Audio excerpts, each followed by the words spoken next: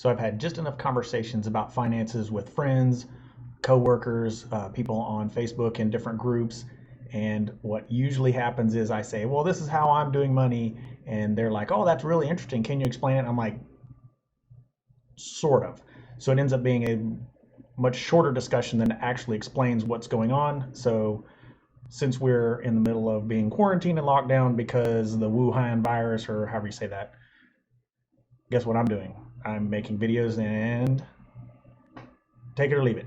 It's dad advice. I'm not a financial expert. I'm not going to give anybody investment advice. This is just purely a way to keep from arguing with your spouse over money. The main goal of the way I've been doing money for years, or trying to do it for years, depending on, um, is to make it in a way where it's equitable amongst all parties and it reduces the amount of arguing. It just brings some peace and some security to how you do money. And it ends up being just a more positive interaction with your money instead of a dreading payday because you know you have to go dump all your money into bills and whatnot.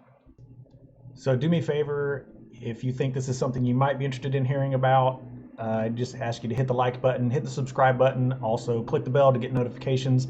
I promise these are all going to be 5 minutes or less, and I'm going to walk you through this entire process despite this really obnoxious spreadsheet that's right behind me. So you can do this whole thing with the skills you already have for free. It doesn't cost you anything. I'm not trying to sell you a book. I don't have a website for you to go sign up for. This is exactly as simple as it sounds. Do your budget on a spreadsheet, do everything in formulas, which I will explain all of them, I promise, and it basically takes care of itself. Predominantly, most people do end up living paycheck to paycheck because we haven't wrapped our brains around the concept of how to live within our means effectively enough to give ourselves a cushion that'll give us the comfort and security that we wish we had. So we end up stuck with this overspending on occasion or overspending frequently, depending on the relationship you're in and who the other person is.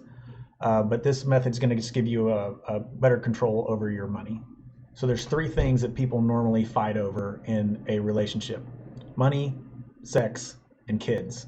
I won't talk a whole lot about kids, maybe a couple things when we get into allowances if you want to do that. I'm not going to go into your sex life at all. That's not what I'm here for. But we're going to cover how I do money, how me and my wife do money, and then we're going to explain how you can set your finances up the same way. Again, this is take it or leave it. I'm not a financial expert. I don't have a degree in economics. I took economics in college, if that counts.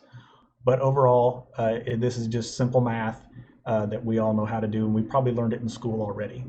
So during these videos, I want to talk about how to do money in the context of a marriage.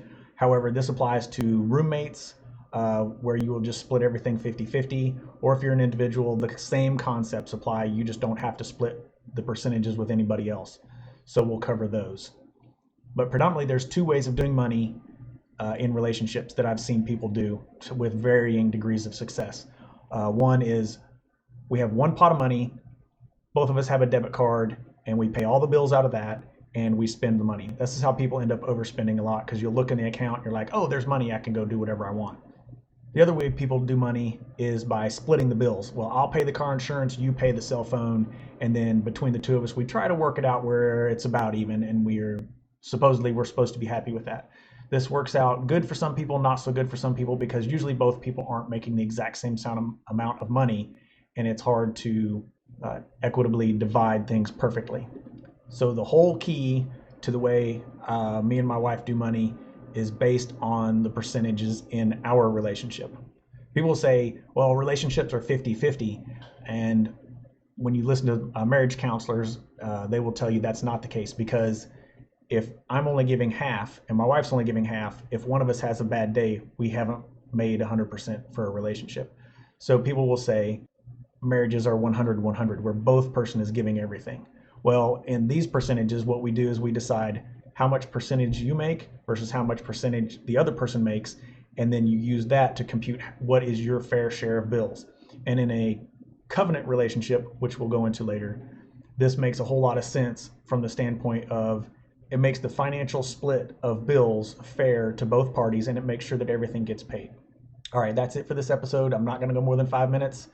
If I do, I'm really sorry. I'll try to keep it as close to 5 minutes as possible if I can't squeeze everything in 5 minutes. So the next video we're going to go over is why percentages that aren't 50-50 and why isn't this fair and where did this come from? So look for that in the next video. Anyway, thanks for watching. Thanks for subscribing, and we'll see you in the next video.